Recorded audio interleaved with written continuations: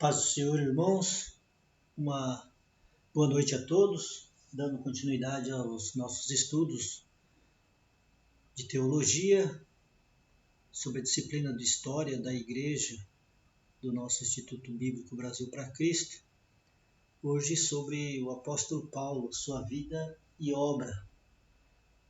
O apóstolo Paulo, que foi um instrumento que Deus usou para levar o Evangelho por vários lugares do mundo gentil, após a sua conversão e batismo, que deve ter sido por volta do ano de 35, mais ou menos. Passou os 3 anos seguintes pregando em Damasco, está lá em Gálatas 1:17 e Atos 9:19. Quando ele foi para Jerusalém, ficou lá por cerca de 2 semanas por causa dos judeus que queriam matá-lo. Teve que retornar para Tarso, onde ficou por cerca de 10 anos. Esse período silencioso da vida de Paulo, esses 10 anos, não é narrado por Lucas, mas Paulo certamente pregou em sua cidade natal até quando Barnabé foi buscar ele para ajudar na igreja em Antioquia, provavelmente ali pelo ano de 46, 47, por aí. A cidade de Antioquia era a terceira cidade do Império Romano, assim, com uma população de aproximadamente 500 mil habitantes. E a igreja da Antioquia se tornaria aí a base das operações das viagens missionárias de Paulo, dessa igreja. Paulo e Barnabé foram enviados para todas as suas viagens missionárias, por Chipre, para Salamina, Pafos, Perge, Antioquia, a Pisídia, a Icônia, Listra e Derbe. Essas são os caminhos, esses foram os caminhos que Paulo percorreria na sua trajetória. A vida de Paulo,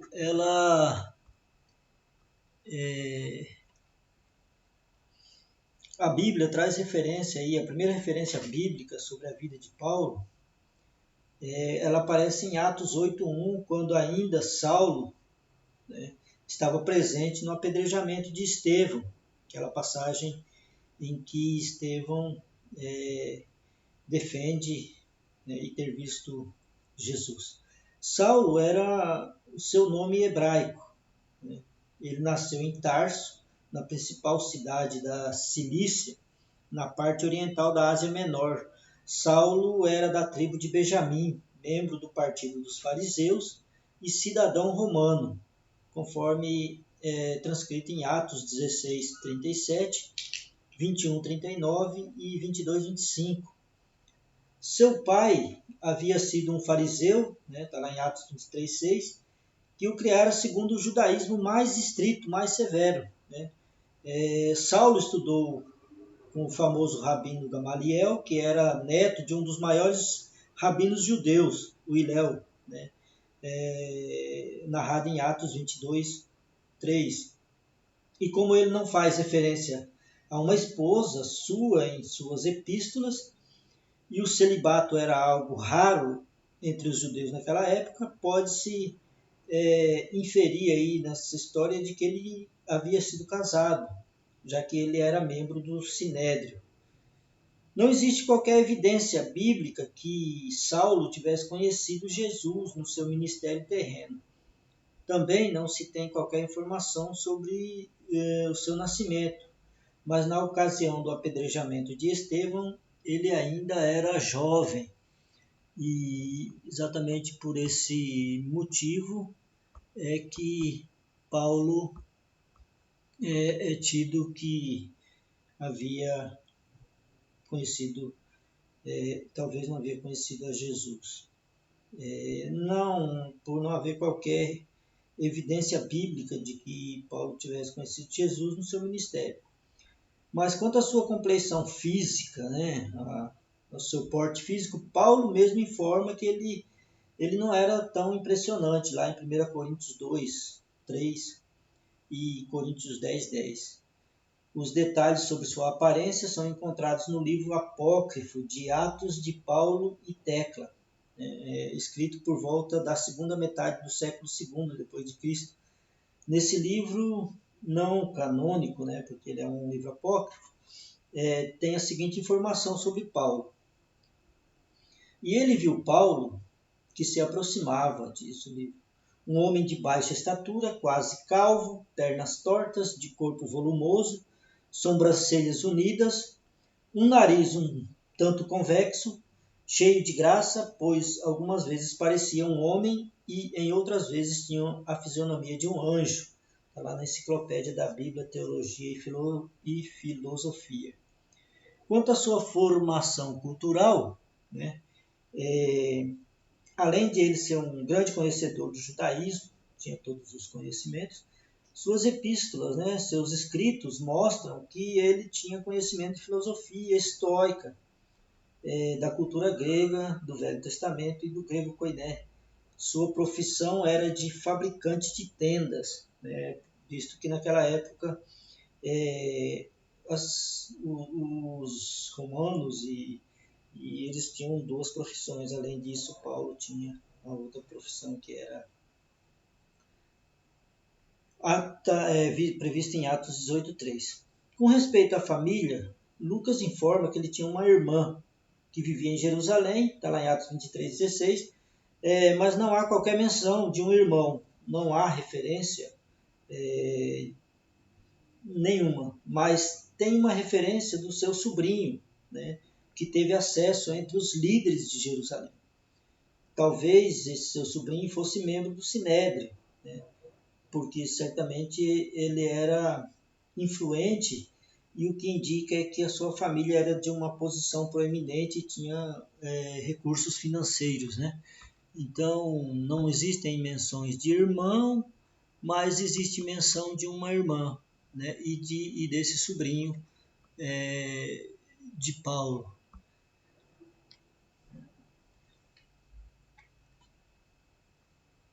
A conversão de Paulo, como já sabemos, ocorreu no caminho de Damasco. Damasco era uma cidade aí distante, cerca de 240 quilômetros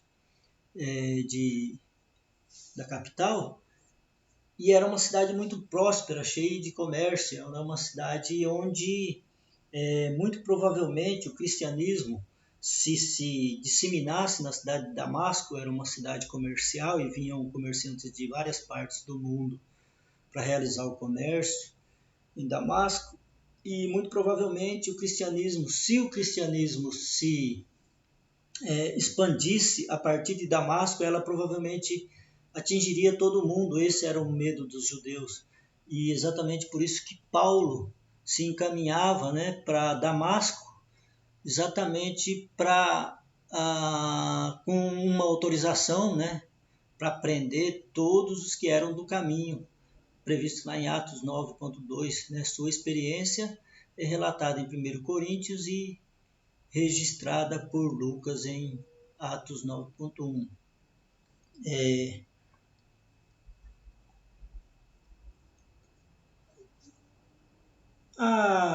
Assim, os relatos da sua conversão também, em Atos 9.7 e 22:9, parece contraditório, meio que contraditório, porém, os grandes estudiosos e principalmente o erudito Robert Gundry afirma que, abre aspas aí, a construção grega difere entre as outras dessas passagens. Talvez signifiquem que os companheiros de Paulo ouviram o som da voz de Jesus, embora não tivessem compreendido as palavras de Jesus. Alternativamente, os companheiros de Paulo ouviram a voz dele, mas não a de Jesus. Então, há essa controvérsia, mas é previsto lá em Atos 22:9, que o erudito explica muito bem. No momento da sua conversão, Saulo teve o nome mudado para Paulo, que significa pequeno, que era o nome latino, e ele foi orientado por Jesus a ir para a cidade onde receberia novas instruções acerca de sua missão, né, da sua futura missão. Depois de 3 dias sem poder enxergar, né, teve um encontro com Ananias, que se tornou seu grande amigo e também seu conselheiro. Após orar por ele, Paulo teve sua visão restaurada. Diante de uma relutância inicial de Ananias, né, em receber Paulo, devido à sua fama de perseguidor da igreja, Ananias foi confortado por uma mensagem de Jesus que dizia para ele: Ananias, é para mim um instrumento, Paulo é para mim um instrumento escolhido para levar o meu nome perante os gentios e reis, bem como perante os filhos de Israel. Lá em Atos 19 é narrada essa passagem. Então, Ananias havia uma grande relutância por saber que Paulo era um grande perseguidor da igreja e exatamente indo para Damasco, onde a ideia principal era exterminar com os cristãos, nesse lugar onde havia a grande possibilidade de se expandir o cristianismo por Damasco ser uma grande cidade comercial e vindo povos de todo o mundo, a intenção era acabar com os que eram do caminho lá. Né? Então, nesse sentido aí, Ananias tinha uma relutância. Porém, Jesus fala com Ananias e Ananias então entende. A partir desse momento, Paulo seria esse instrumento, né, que nós conhecemos. Sua experiência e convicção impulsionaram para a obra missionária. E aí a gente vai ver as viagens, né, de missionárias de Paulo. Paulo que havia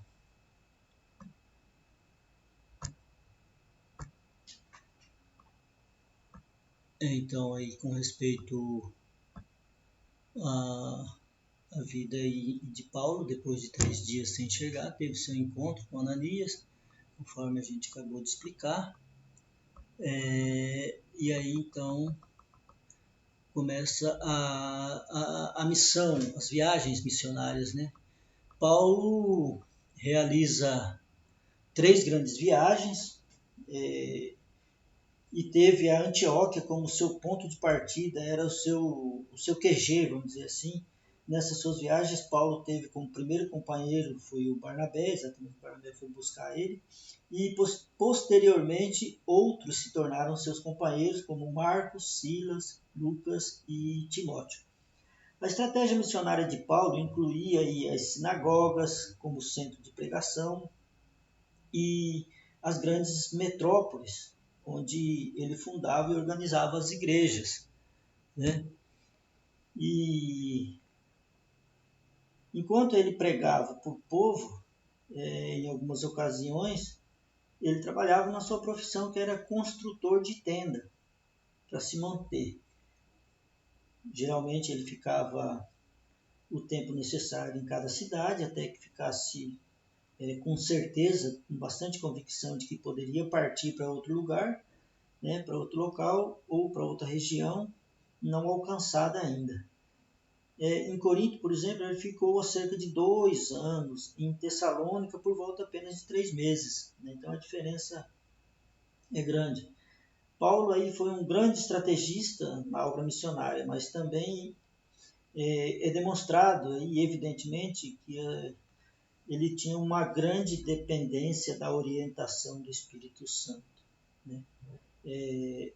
Não basta você ter estratégia e você tem, assim como Paulo, e ser dependente, né? E no caso do Paulo fica evidente que ele tinha dependência da orientação do Espírito Santo, como prevê lá em Atos 13, 2, 4 e Atos 16, 6 e 7, onde ele é totalmente dependente do Espírito Santo.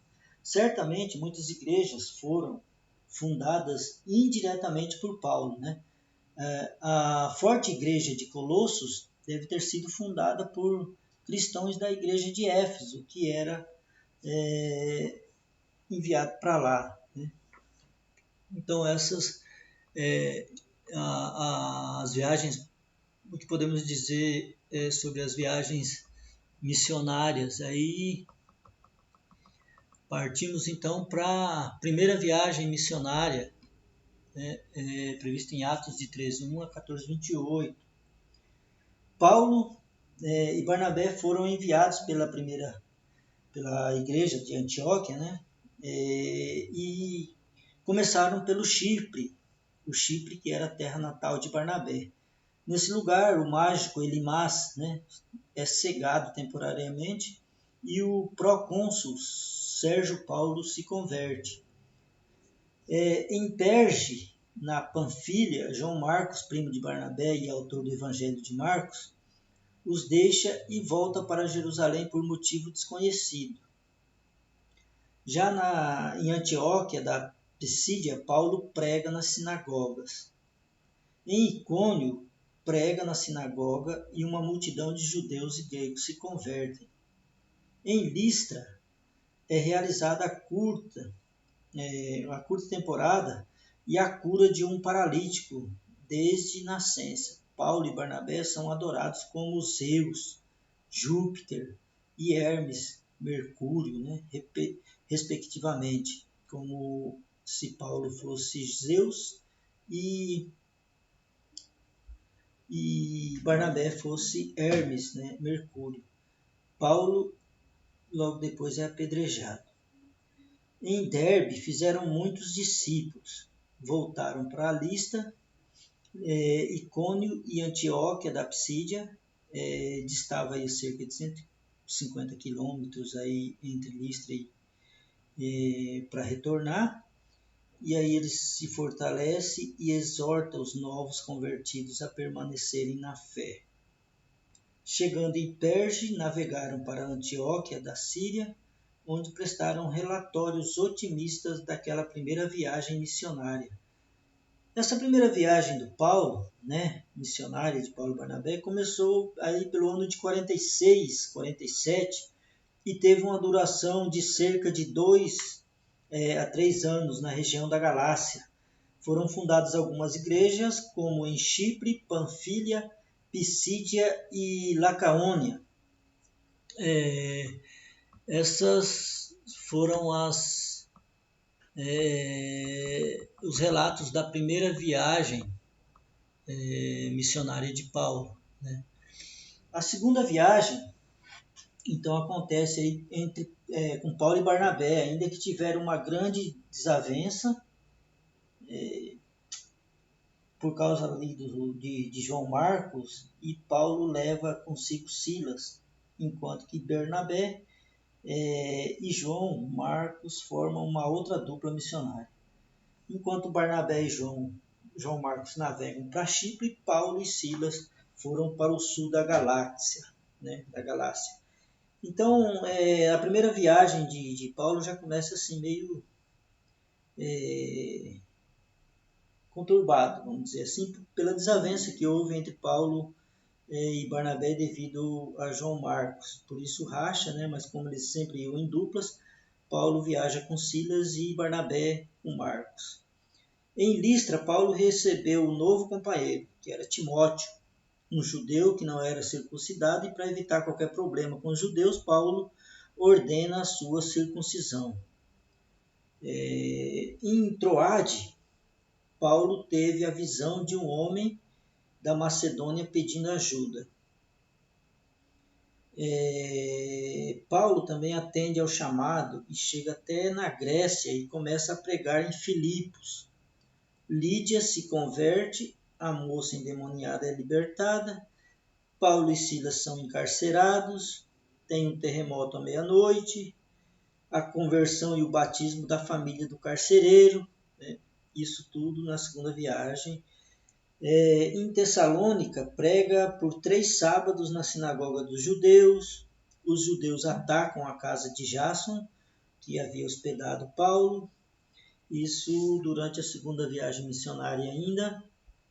Em Bereia, na sinagoga, Paulo prega aos bereanos, que eram mais nobres que os tessalônicos, e comprovam a veracidade da pregação de Paulo a partir das escrituras do Atos 17:10. Né? Em Atenas, Paulo prega na sinagoga e no Areópago, né? Que é um Supremo Tribunal. Timóteo e Silas reúnem-se novamente com ele, mas Timóteo é enviado de volta para Tessalônica e Silas vai para algum outro lugar, previsto em Atos 17, 16 a 34. Ainda na segunda viagem missionária, em Corinto, Paulo encontra Áquila e Priscila, com quem passa a morar e trabalhar na mesma profissão. Timóteo e Silas se reúnem de novo com Paulo, em Corinto. Tem a conversão de Crispo, chefe da sinagoga. Gálio, que era governador romano, recusa-se a ordenar e a condenar Paulo por haver pregado, né, durante a segunda viagem. Paulo permanece em Corinto por 18 meses. Aí em Cencreia, Paulo rapa a cabeça por causa de um voto, 18. Em Éfeso, Áquila e Priscila, que haviam acompanhado Paulo até o ponto, são deixados. Partindo de Éfeso, foram para Cesareia, desembarcando em Jerusalém, onde saudaram a igreja e depois seguiram para Antioquia. A segunda viagem, então, teve uma duração de cerca de 2 anos e terminou entre os anos de 51 e 52 depois de Cristo. Nessa ocasião foram fundadas igrejas em Corinto, em Éfeso, em Tessalônica e em Filipe. Terceira viagem, né? Vamos passar o slide aqui para a segunda viagem, para a terceira viagem. Então, a terceira viagem de Paulo, ele parte já sozinho novamente da Antioquia. Pode perceber aí que todas as suas viagens, ela parte de Antioquia, né? Ou Antioquia, né?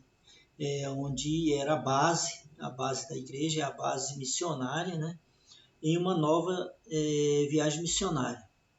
Então, durante sua terceira viagem na região da Galácia e da Frígia, Derbe, Listra, Icônia, Antioquia, da Psídia, né, fortalece a fé dos irmãos cristãos, previsto lá em Atos 18:23.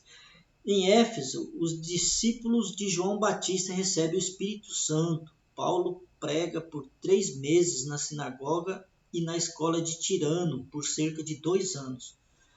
Nessa ocasião, doentes são curados e demônios são expelidos. Convertidos queimam os livros sobre as artes mágicas, né? Tá em Atos 19, 1 e 20. Demóstenes encabeça e faz o levante dos ourives em defesa de Diana. Paulo passa 2 anos e 3 meses em Éfeso. De Éfeso, Paulo vai para a Macedônia, que é Filipos, Tessalônica, Bereia. Da Macedônia vai para a Grécia, Atenas e Corinto, né? Os judeus planejam matar a Paulo em uma viagem à Palestina. E então Paulo, em Troade, durante um longo sermão de Paulo, o jovem Eutico cai da janela. Quem não se lembra dessa passagem aí, que foi um longo sermão.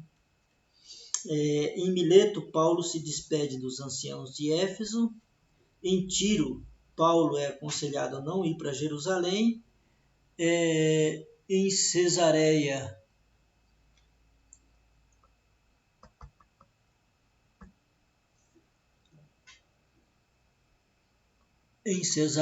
vamos cortar aqui.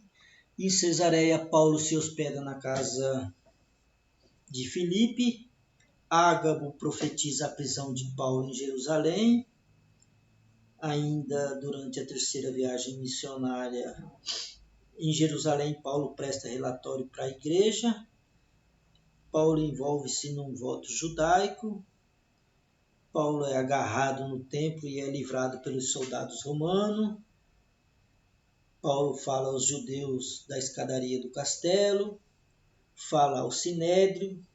Os judeus planejam matar a Paulo Cláudio Lísias envia Paulo a Félix em Cesareia. Né? Cesareia era como se fosse a capital do estado. Né? Então, Cláudio Lísias envia Paulo para Cesareia.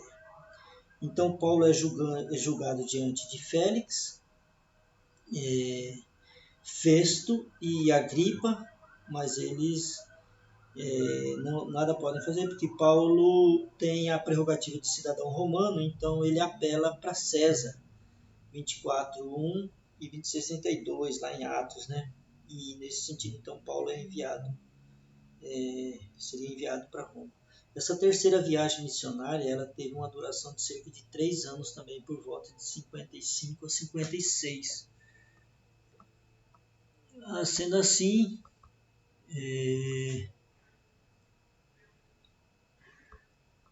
seguindo aqui, chegamos à viagem para Roma. Paulo sai em viagem a Creta, né? E o conselho de Paulo e o alerta quanto aos perigos da viagem é rejeitada pelo centurião Júlio.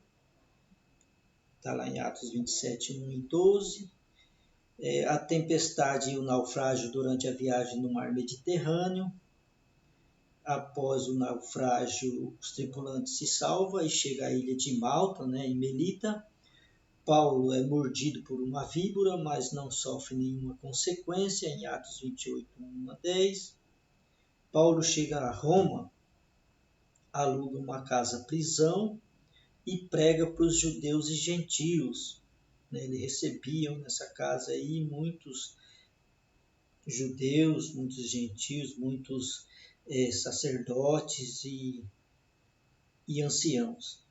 O julgamento perante Nero é aguardado por mais de 2 anos e o livro de Atos termina de forma abrupta, o que se subentende que Lucas, né, o escritor sobre a vida de Paulo, pretendia escrever um outro volume. Por alguma razão desconhecida, Lucas não continua sua narrativa e não temos aí, assim, o que se sucedeu a Paulo depois da prisão em Roma. A demora de 2 anos para o julgamento de Paulo deve-se aí pelo menos a um ou mais fatores das seguintes coisas que aconteciam. Primeiro, a espera de seus acusadores da Palestina. E segundo, a documentação das acusações preparadas por Festo contra Paulo foi destruída ou extraviada durante o naufrágio. E terceiro, foi a falta de tempo ou disponibilidade por parte do imperador Nero para julgar o caso de Paulo. Durante a prisão de Paulo, Paulo desfrutou de muita liberdade, né?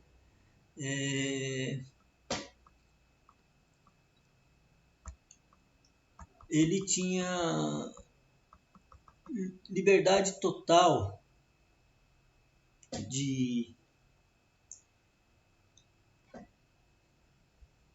receber visita de amigos, visita de pessoas a quem ele pregava, né? Na prisão, ele escreveu as epístolas de Efésios, Filipenses, Colossenses e Filemão. Existem possibilidades dele ter trocado cartas também, e isso é algumas cartas apócrifas que foram encontradas que Paulo havia trocado cartas com um filósofo que era o mentor de Nero, né, e o qual Nero tinha grande confiança e acusou esse filósofo de ter tá trocando cartas com Paulo e está se tornando cristão. Mas isso é apenas uma curiosidade. A narrativa de Lucas, em descrever a expansão do cristianismo, segue a ordem de Jesus a partir de Jerusalém, né, até os confins da terra, 1:18. Ele traçou a marcha triunfal do Evangelho de Jerusalém até Roma. Quanto ao destino de Paulo, né, Quanto ao destino de Paulo,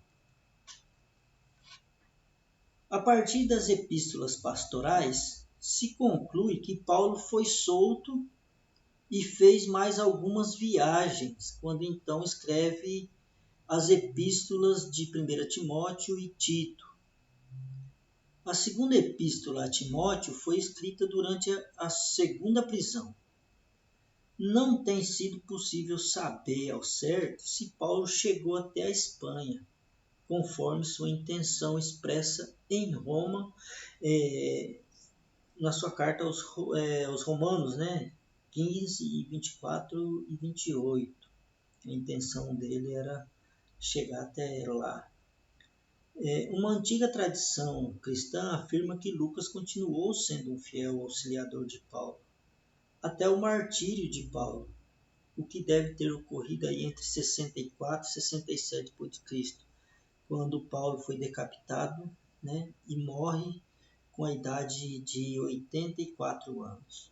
Então essa é uma breve história, um breve relato da história da igreja, e a história da igreja é a história de Paulo, é o que nós tínhamos preparado, é o que o Instituto tem de estudos realizados assim numa breve aula de uma parte da disciplina da história da igreja, a vida e a obra do apóstolo Paulo. Espero que tenham compreendido, estamos à disposição para qualquer dúvida e, acima de tudo, que Deus continue nos abençoando e nos proporcionando a oportunidade de estarmos estudando a história da igreja, a nossa história, a história do cristianismo, mas acima de tudo para que nós entendamos e possamos passar adiante todos esse aprendizado, todo esse conhecimento. Fiquem todos na paz do Senhor e que até a próxima aula. Deus abençoe. Amém.